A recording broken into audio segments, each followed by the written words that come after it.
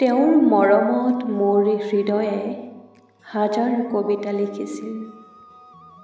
এতিয়া নাহে তেনে কোনো ভাল পোৱাৰ ভাৱনা। নিলিখো কবিতা হৃদয়ৰ তেওঁৰ নামৰ। মোৰ উশাহত তেওঁৰ নাম আছিল, এতিয়া উশাহ ল'বলৈ ভয় লাগে। কিজানি মোৰ কলিজাত নাথাকিব ৰংবোৰ। গোলাপ ফুল আমাৰ প্ৰিয় আছিল, সেইবাবে চকু পানীত ৰঙা ৰং মিহলি বাটবোৰ হেৰাই গৈছে ভালপোৱাৰ সুখৰ। আকৌ লিখিব পাৰিম জানো তেওঁৰ নামৰ কবিতা প্ৰেমৰ।